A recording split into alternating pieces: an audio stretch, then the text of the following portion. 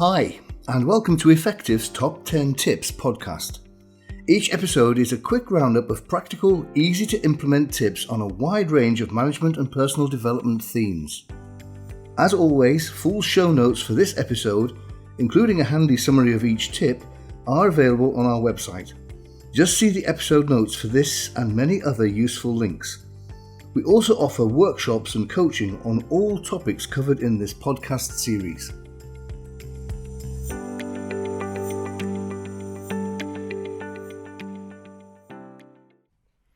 Today's episode is on writing in plain English. Tip number 1. Less is more. Keep it short. Some people use the acronym KISS. Keep it short and simple. And the Plain English campaign recommends that no sentence should be longer than 20 words. And another principle for a short sentence is that it should contain one idea. You can elaborate on that idea. So, one idea plus an example or justification. Then stop before you start another idea. Tip number 2. Use short words. Everyday language has shorter words. So instead of precipitation, we would say rain. Instead of perambulation, we would say walk. So a useful tip really is to think how you would say it live and then write it pretty much as you would say it.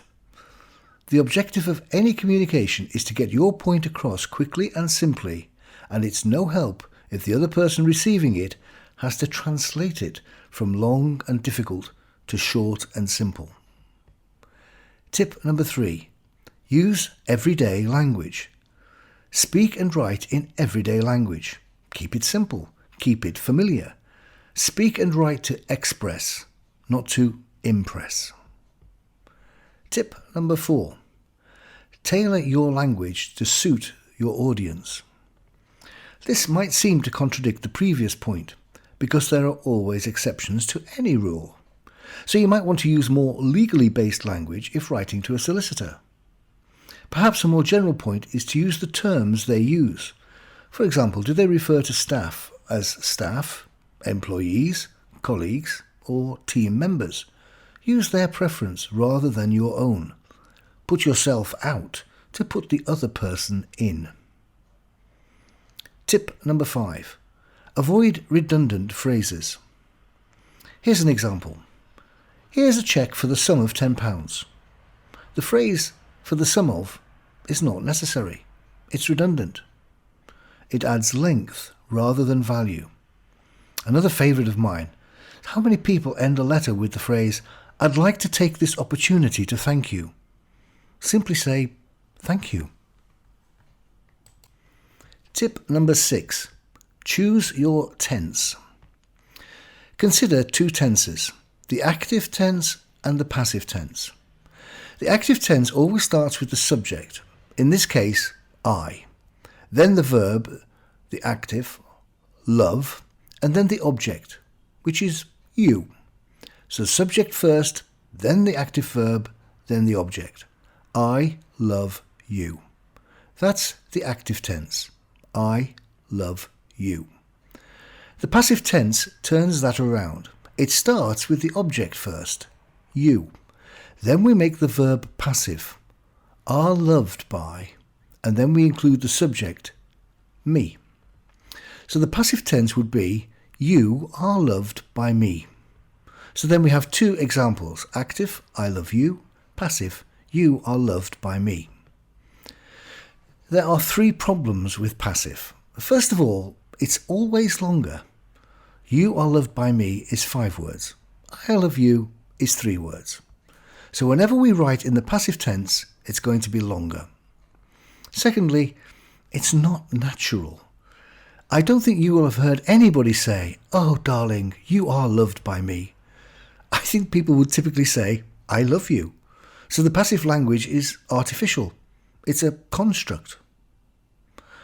The natural way of speaking is to use the active tense. I love you. And following on from that, the active tense, as the name implies, is much more dynamic. It's much more alive. It has much more energy about it. I love. Yes, that sounds great. Oh, darling, you are loved by me. sounds rather flat. Sounds a bit insincere, as if you're bored. So, the passive tense is artificial. It takes longer and it's a bit flat. So why do we use it? And the answer is we use the passive tense as a construct to place the focus on the object, not the subject. And that's why it's a format for most science, for most policies, for most procedures, because in those circumstances, it doesn't matter who the doer is, the emphasis is on the process. So when you went to school and perhaps did chemistry, you would write up an experiment such as the potassium permanganate was placed in the flask. Heat was applied to the flask and the results were observed and written up. That's all passive tense. The doer, the experimenter, the scientist is irrelevant. So what we need in that circumstance is to focus on the process. So it's horses for courses. If you're writing to try and communicate energy and actively to anybody, then use the active tense. If what you want to focus on is the process or the policy, the routine or the science, then it's okay to use the passive. But you will always create more energy, more directness, more personalized communication if you use the active tense. Tip number 7. Use affirmative language. I get frustrated when I ask somebody how they are and they say things like, "Oh, mustn't grumble," or "not too bad." It's quite a downer to receive those kind of comments because they're phrased in such a negative way. The emphasis is on grumble or bad and the fact that we're not too bad. Presumably we're just bad enough. So be wary of using negative turns of phrase. If you have children, you'll know that if you say to the child, "Don't run down the corridor," what you've actually done is place the idea of running down the corridor in that child's head. They're much more likely to now run down that corridor. So if you were to say instead, "Walk quietly," then that's the idea that they will take away and ideally walk quietly. So use affirmative language that is positive in its intent and description. Tip number 8. Choose top-down or bottom-up. Are you a top-down person or are you bottom-up? If you start writing something, do you start pretty much as a stream of consciousness? You start writing top left-hand corner, blah, blah, blah, blah, blah, blah. And then either as you're writing or at the end of your writing, you look over what you've written and think, I need to improve that. I need to change that. That needs to go there instead of there. And then I need to move that from there to there. And perhaps I need to cross that bit out and make it shorter. And what you're doing is using a top-down approach, which means getting everything down that you can think of and then editing it into something better. So if you're a top-down person, the key skill you're going to require and use is editing.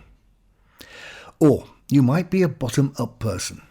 What you do is start with the key message, a bullet point that you want to get across.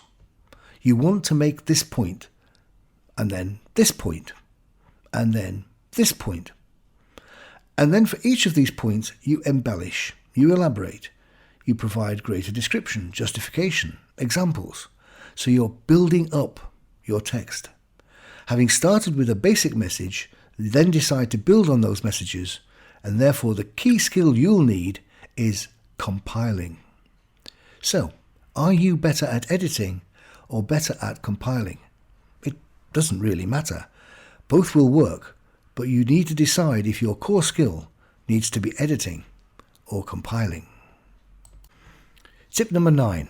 Avoid nominalizations. That's a big jargon word, and what it means is taking a verb and making it into a noun. Here's an example. Someone might say, "We need to come to a decision."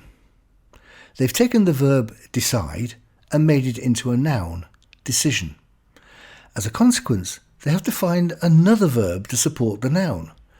So instead of saying, "We need to decide," they have to say, "We need to come to a decision," which is less energizing and longer. Tip number 10.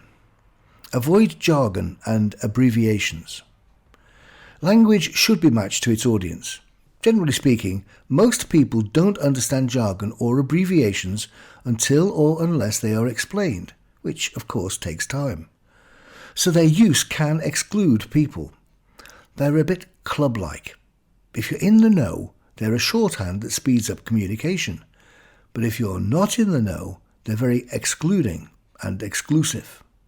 So they keep people out who don't understand, and they include only those who do.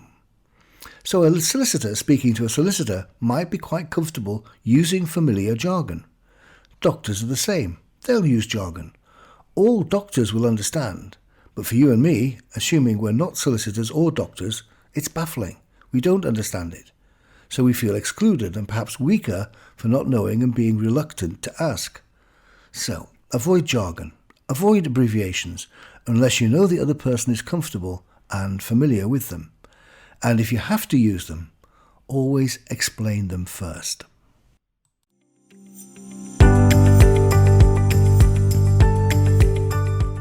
So that's it for this episode. Thank you for listening. If you enjoyed the podcast, please share it or leave us a review. Remember, you can find full show notes on our website, plus a growing library of free resources which you can easily search by theme to find content that's relevant for you. We also offer workshops and coaching on a wide range of topics. Links to all of these resources are in the episode notes. Thank you.